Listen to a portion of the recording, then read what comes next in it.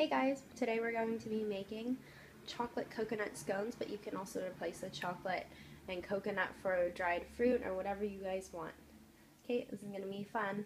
Let's get started. This is a pretty quick recipe, so we'll be starting by preheating the oven. We're going to be cooking this at 400 degrees.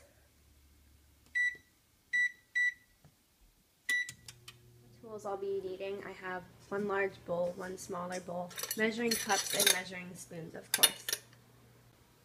Taking 3 1/4 cups of heavy whipping cream, we're going to whisk that with an egg in this small bowl.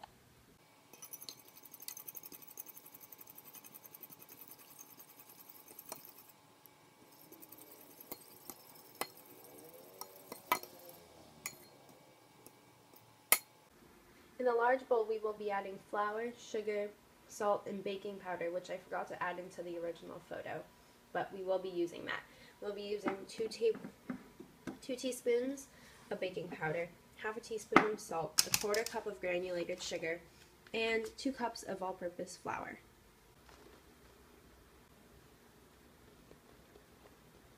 The 1/4 cup was dirty, so I'm just doing 2/8 of a cup of sugar. A half a teaspoon of salt is roughly like 2 large shakes and 1 small shake, so here we go. Again, and then final step for the powders are 2 teaspoons of baking powder.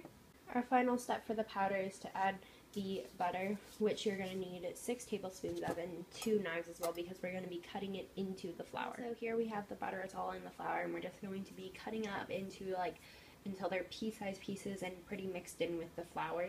So you want to make sure each piece does not stick to another one.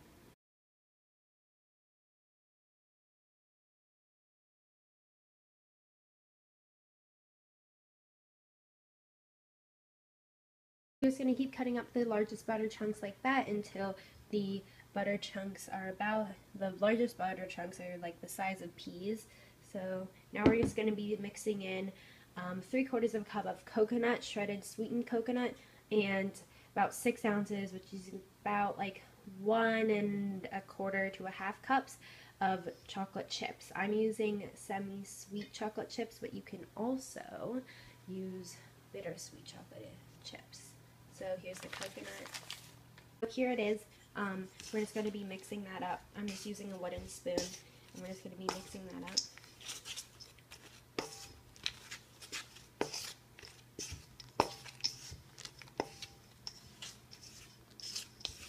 Okay, with that same fork that you used to do the egg, we're going to be putting this mixture into the flour mixture with the chocolate and the coconut.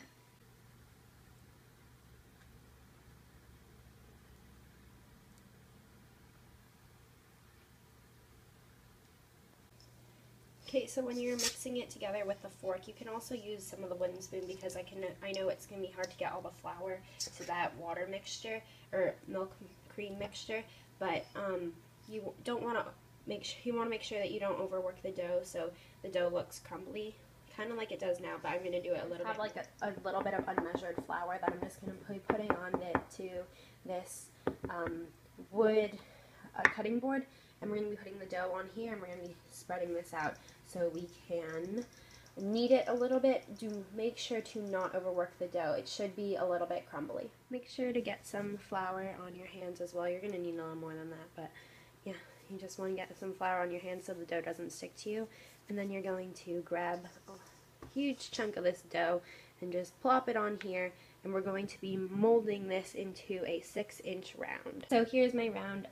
Now we're going to be flouring a butter knife, and we're going to be cutting this up into 6 or 8 pieces.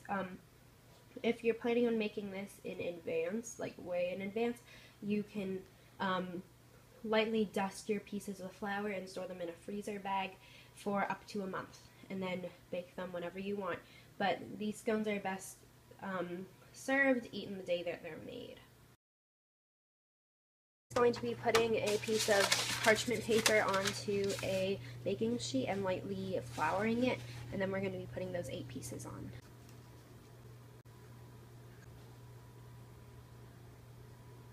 Now they're all ready to go into the oven. You're going to put these into the oven for about 15 to 18 minutes. You should probably first check it at 15.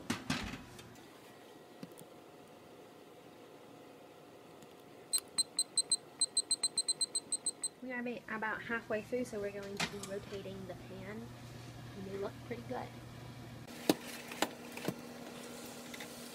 15 minutes is up, and it looks like they're done.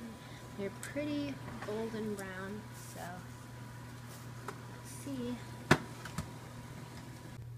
Here they are, all done, and one step that you could do to probably make it a little more moist is to add a tiny bit more of the cream, like brushing it with a pastry brush before you put it in the oven.